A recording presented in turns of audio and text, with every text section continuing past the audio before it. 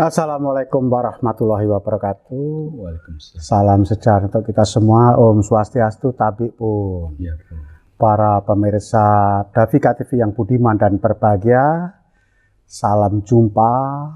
Hari ini kita kedatangan tamu di acara Cak No Talk, dalam acara khusus yang membahas terkait dengan politik, pendidikan, kesehatan, pertanian, dan sosial budaya, yang nantinya akan kita undang para tokoh-tokoh berkaitan hal tersebut untuk selalu kita tampilkan dalam dialog ini, dalam sebuah forum Cak No Talk, yang mana acara ini akan mengedukasi masyarakat terkait dengan banyak hal. Spesial hari ini hadir salah satu tokoh yang cukup hebat, yang cukup terkenal, yaitu Bapak Dr. Haji Watoni Nurdin SHMH. Beliau ini seorang ilmuwan, tokoh yang cukup disegani kawan dan lawan. Mudah-mudahan dengan acara ini akan bisa mengedukasi seluruh masyarakat Lampung. Dan topik yang dibahas hari ini adalah tata kelola kota berbasis ramah lingkungan. Assalamualaikum Bang Watoni. Waalaikumsalam Cak No. Selamat Senang datang. Sehat Bang? Alhamdulillah sehat. Alhamdulillah. Mudah-mudahan apa yang kita diskusikan hari ini sangat bermanfaat untuk masyarakat Lampung dan bisa mendorong kepada para pemangku kepentingan untuk bisa memperhatikan apa-apa yang menjadi pendapat daripada Bang Watoni. Insya Allah. Sehingga apa yang diharapkan dengan perubahan iklim dan lain sebagainya akan bisa dicerna oleh para pemangku kepentingan. Untuk itu saya persilahkan kepada Bang Haji Watoni Nurdin SHMH, dokter, untuk memperkenalkan diri kepada pemirsa Davika TV yang budiman. Silahkan Bang. Terima kasih. Yang saya banggakan Mas Sumarsono, tapi lebih kita kenal dengan Cak No. Saya lebih familiar dengan nama Cak No karena beliau memang adalah orang yang hebat, kemudian orang yang mempunyai dialektika yang baik dan juga punya semacam banyak ide-ide yang cukup membangun, khususnya di Lampung Tengah, dan mungkin ini bisa diterapkan di Provinsi Lampung. Saya Watoni Nurdin, dan saya sangat senang ketika saya diundang dalam acara Cak No Talks tersebut. Ini merupakan sebuah program televisi yang menurut saya sangat baik. Dan ini merupakan satu ide yang cukup menggelitik, kemudian ini bisa menjadikan Davika TV ini bisa dikenal oleh masyarakat luas, baik di Lampung maupun di daerah lain. Amin. Nah, sesuai dengan apa yang baru-baru ini banyak terjadi, khususnya persoalan-persoalan bencana terkait dengan judul kita tadi, yaitu tata ruang perkotaan berbasis lingkungan hidup.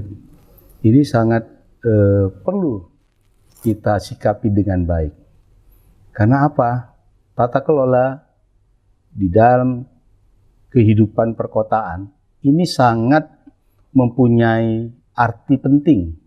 Apabila kita tidak memperhatikan tata kelola ini dengan baik, maka ya kita akan mendapatkan berbagai masalah, terutama misalnya kekumuhan, kemudian ya banjir, sampah, kemudian juga persoalan-persoalan penggerusan, dan juga persoalan-persoalan lainnya.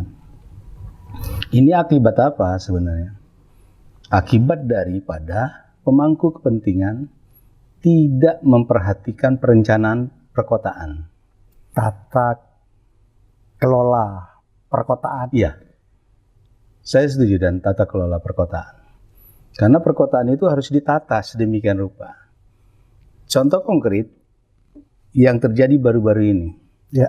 Banjir, Cak No. Banjir di mana-mana di Bandar Iya. Lampung itu sepertinya. Bahkan sekarang sudah memakan korban, baik harta maupun jiwa.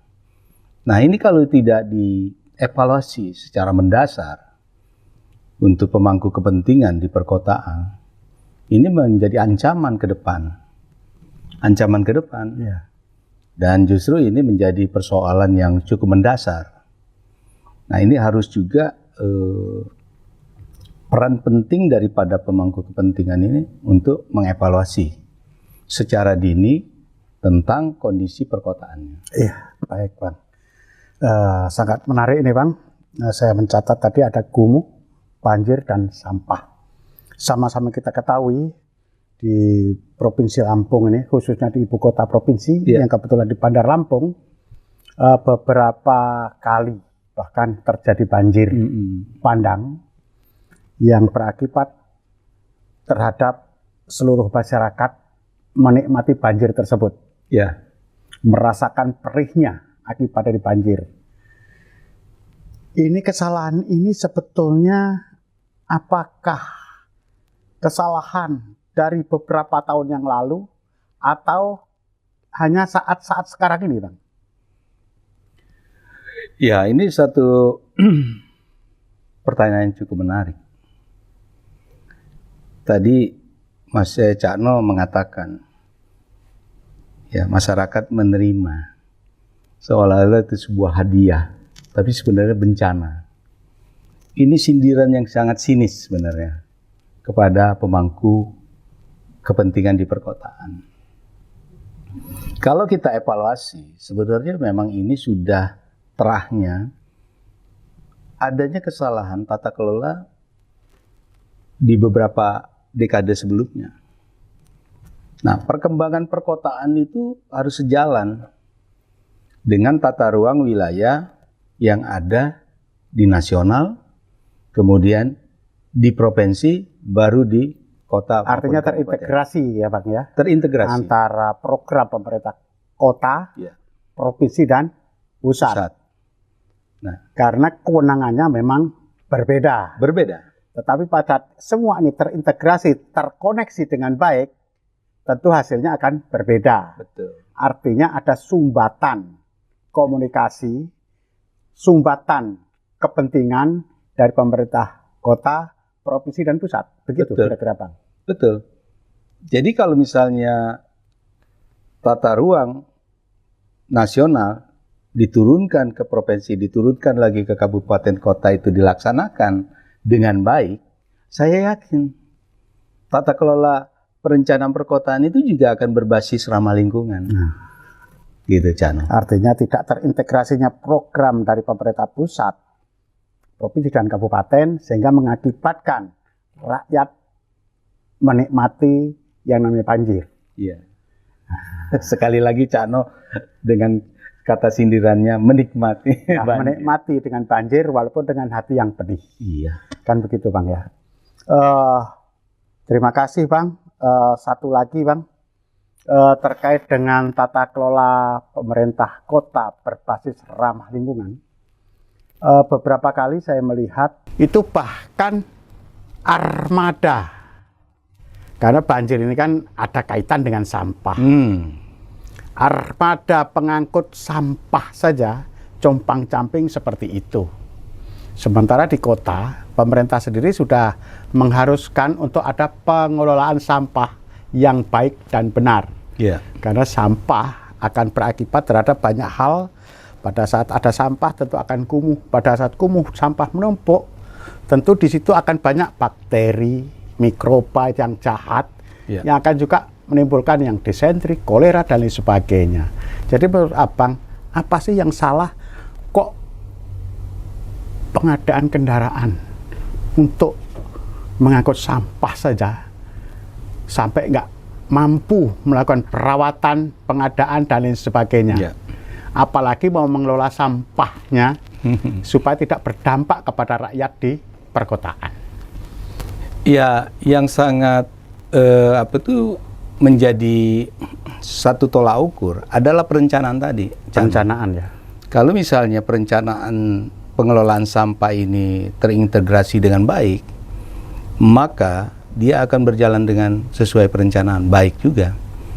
Misal untuk daerah perkotaan, itu akan ada sentra-sentra tempat penampungan sampah yang nanti akan diangkut ke pembuangan akhir sampah. Nah, hal ini itu harus dilakukan. Tetapi kebanyakan di Kota Bandar Lampung dan juga sekitarnya itu tidak tertata kelola secara terintegrasi itu. Sehingga banyak tadinya ada bak-bak sampah yang dibuat langsung bisa ditarik oleh kendaraan, itu rusak dan itu tidak ada lagi pemeliharaan. Sehingga kembali balik kepada masa lalu dengan menggunakan mobil terbuka. Padahal di dalam sertifikat AMDAL tentang tata kelola sampah itu seharusnya dia itu ada penutup jejaringnya itu, supaya apa? Sampah tidak berceceran. Kemudian dia akan tetap terkelola dengan baik sampai pembuangan akhir sampah. Nah, ini sebenarnya sudah ada penawaran-penawaran dari berbagai negara. Melihat kondisi Indonesia ini kan menjadi pasar bagi negara-negara maju. Nah, termasuk terhadap teknologi pengelolaan sampah. Tapi waktu itu pemerintah Kota Bandar Lampung belum mampu untuk pengadaan tersebut karena terlalu mahal menurut mereka. Tapi ada satu hal yang perlu dikerjasamakan, misalnya sekarang Singapura. Singapura itu tata kelola sampahnya itu menjadi energi. Iya. Itu luar biasa kan? Cak No kan sudah pernah ke sana. Jadi sampah itu dikelola, kemudian dia di-fak seolah-olah dia menjadi bracket sampah, dan itu bisa dijadikan bahan bakar. Komersilkan. Untuk kemudian dia pembangkit listrik, menjadi pembangkit listrik. Singapura itu sampai kekurangan. Kenapa kita tidak adakan kerjasama dengan Singapura untuk mengambil sampah-sampah kita?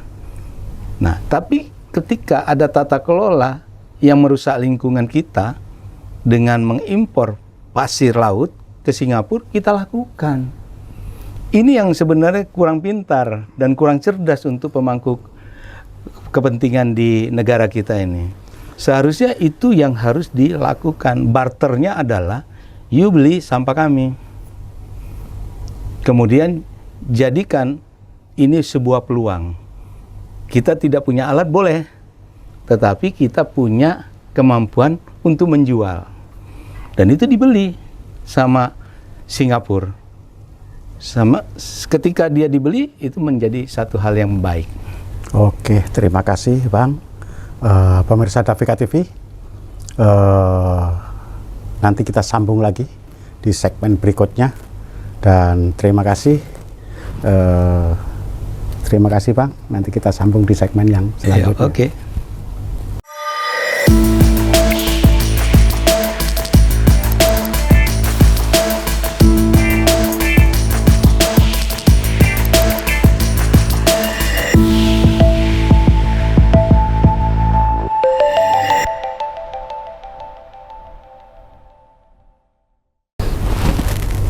Assalamualaikum pemirsa Davika TV yang budiman, kembali bersama Sumarsono Cak No dalam acara Cak No Talk bersama narasumber yang sangat luar biasa, Bang Watoni Nurdin.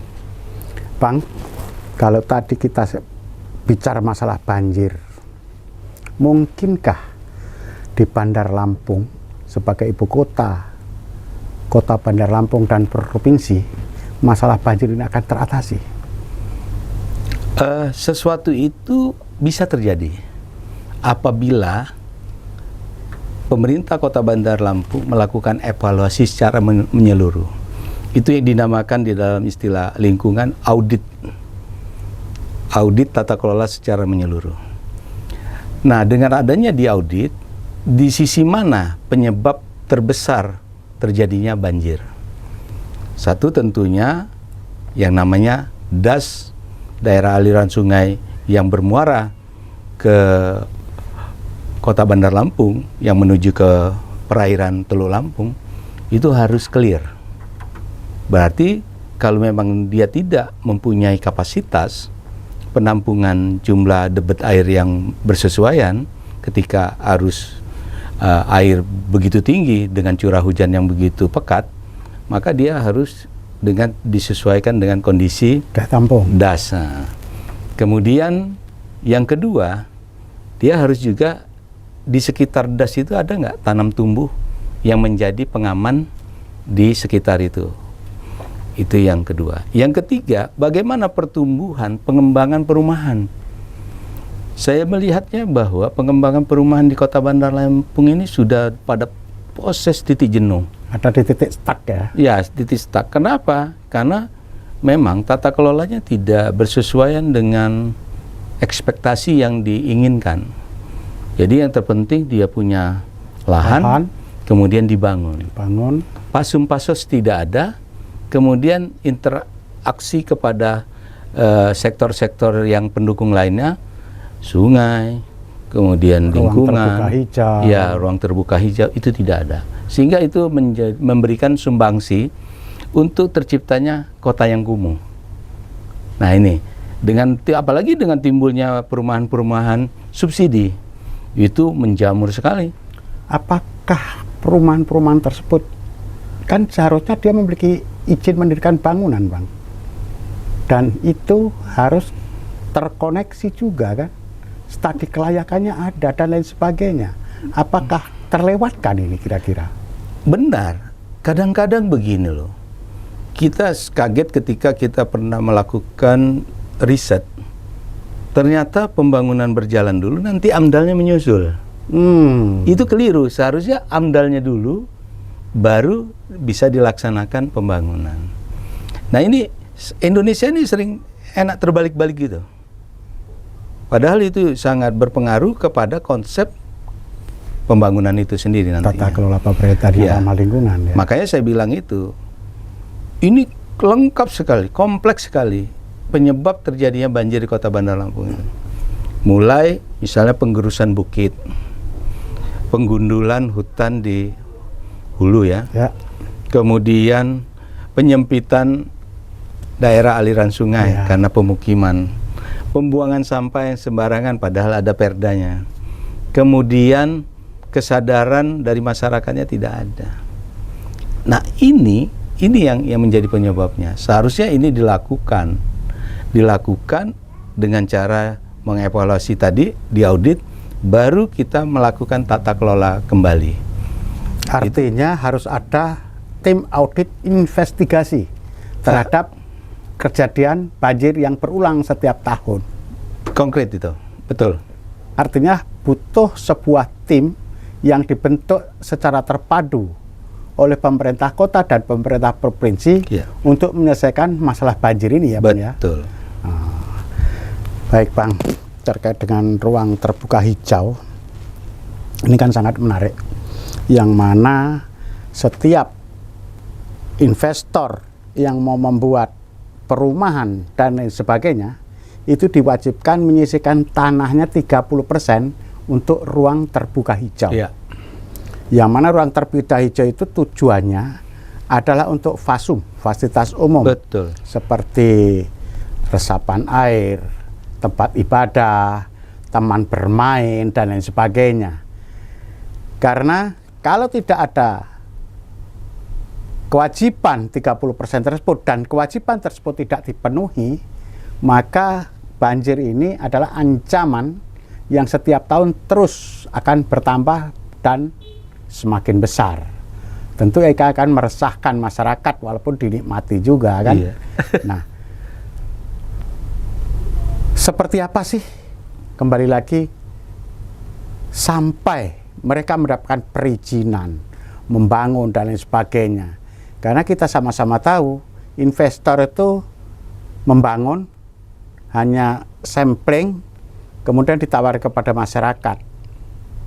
Ini kan perizinan. Apakah mungkin ada sebuah KKN atau permainan dalam sebuah perizinan sehingga mereka tidak melaksanakan kewajiban-kewajiban tersebut sehingga menjadikan masyarakat korban daripada banjir, kumuh, dan lain sebagainya itu tadi, Bang.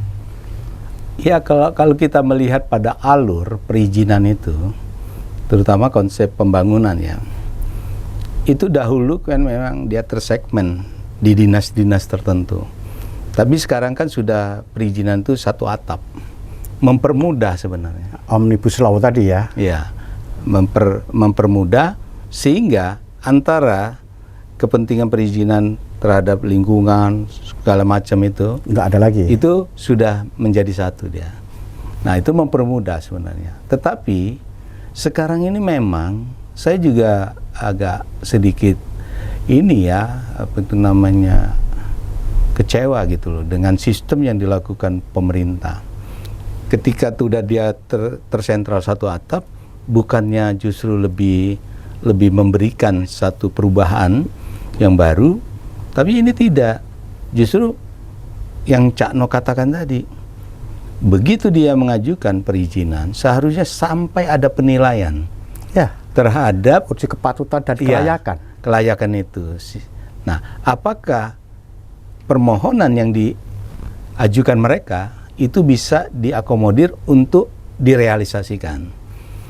Nah, tentunya mereka akan menguji kepatutan itu dengan, ya artinya bertanya lebih dalam terhadap kesiapan daripada AMDAL-nya sendiri. Nah, AMDAL itu juga harus dibuat dengan sesuatu yang memberikan satu gambaran bahwa jika pembangunan ini terjadi, dia tidak akan menimbulkan dampak Seminimal yang merugikan, mungkin bagi masyarakat sekitar. Nah, ini yang seharusnya terjadi, Cak No. Tetapi ini tidak, Cak No. Justru kata Cak No tadi, kok bisa meluncur izin itu dengan deras, bahkan ibaratnya mereka kayak jatuh dari langit. Nah, ini satu hal yang perlu diperhatikan oleh penguasa sekarang, itu harus dibenahi. Kita bukan sehujon, tapi kenapa ini bisa terjadi dan pada akhirnya menciptakan sebuah bencana baru? Karena tidak disikapi AMDAL-nya dengan sebaik mungkin gitu. Baik, Bang, terkait dengan ruang terbuka hijau. Ruang terbuka hijau ini kan sesuatu yang merupakan kewajiban, keharusan. Karena dengan adanya ruang terbuka hijau, ada resapan air, ada produksi terhadap oksigen, menghisap karbon dioksida, dan lain sebagainya. Saya melihat di Bandar Lampung ini ruang terbuka hijau sangat minimal sekali juga. Sangat minimal. Daerah resapan juga sangat terbatas. Mana yang di sebelah atas sekarang pembangunan sepertinya sudah tidak tertata, sehingga di daerah perkotaan dan sebelah timur kota itu menjadi langganan banjir tetap. Betul. Kemarin bahkan pada saat kami ada di Bandar Lampung, hujan mungkin sekitar 1 jam sudah airnya sebegitu derasnya. Tidak melalui saluran yang disiapkan itu, tetapi sudah lewat jalan. Dan sudah cukup tinggi lah, ada 15-20 cm, padahal belum deras betul. Nah, apakah pemerintah kota dan provinsi tidak pernah melihat itu karena wali kota dan gubernurnya baru, sehingga tidak mengetahui kondisi terkini dari kejadian tersebut? Ya, saya pikir ya, mungkin tidak sedemikian rupa ya, karena mereka juga sudah hidup di Bandar Lampung ini. Sudah di Bandar Lampung bertahun-tahun ya. Sehingga kalau misalnya mereka mempunyai cita-cita mau menjadi kepala daerah, tentunya mereka kan punya visi misi yang jelas. Nah, artinya kejadian ini menjadi PR besar mereka, bukan menjadi sebuah salah menyalahkan para pihak, tapi bagaimana dia kelola dengan baik sehingga nantinya itu akan menciptakan sesuatu yang baru. Justru ini lebih baik, Cak No. Artinya mereka harus berdiskusi, kemudian menugaskan kepada dinas terkait, membuat tim investigasi bersama Iya. untuk melakukan pemetaan Nah. terhadap wilayah-wilayah rawan banjir yang dialiri air dari sebelah atas, Betul. meluncur tidak melalui parit yang Iya. tersedia. Karena saya tawarkan tadi harus dilakukan audit lingkungan secara lengkap. Nah, ketika itu diaudit lingkungan secara lengkap, maka semua masalah itu akan terungkap dan itu harus diatasi. Apakah ada auditor seperti itu di Lampung ini, Bang? Banyak ya, konsultan seperti itu banyak ya. Banyak. Nah, tapi ya nggak tahu ya apakah itu sudah digunakan atau belum. Ya. Saya juga tidak ini. Nah, maka yang menarik tadi Cak No tawarkan bagaimana pertanggungjawaban daripada pemerintah kota atau provinsi. Karena ini lintas kabupaten, Pesawaran dan Kota Bandar Lampung, maka kewenangan itu langsung bisa provinsi. Karena ada irisan 2 kabupaten Ya. yang terlibat, satu di hulunya merusak kawasan hutan, di hilirnya infrastruktur drainase dan sebagainya tidak memadai. Artinya provinsi bisa langsung turun tangan, Bisa. melakukan intervensi Ya, terhadap program tersebut. program ya. tersebut. Tetapi sepertinya ada kendala nih, Bang. Kira-kira Karena apa, Cak? di tahun ini sepertinya ada yang namanya efisiensi anggaran, kan? Oh. Efisiensi anggaran, yang mana efisiensi anggaran ini sangat lumayan besar, sehingga pembangunan infrastruktur sedikit diabaikan dan program makan Bergizi gratis. bergizi gratis itu cukup menggerus anggaran ya. Tapi mudah-mudahan apa yang kita bahas hari ini, apa yang kita diskusikan ini didengar oleh para pemangku kepentingan, sehingga mereka akan melakukan investigasi, audit investigasi tadi untuk membuat program terintegrasi antara kota, kabupaten Pesawaran dan provinsi. Nanti kita sambung. Nanti kita jawabannya. sambung lagi, dan jangan kemana-mana, tetap nonton di Davika TV di acara Cak No Talk. Yang pertama tentunya masyarakat harus peduli. Peduli terhadap kehidupan mereka sendiri.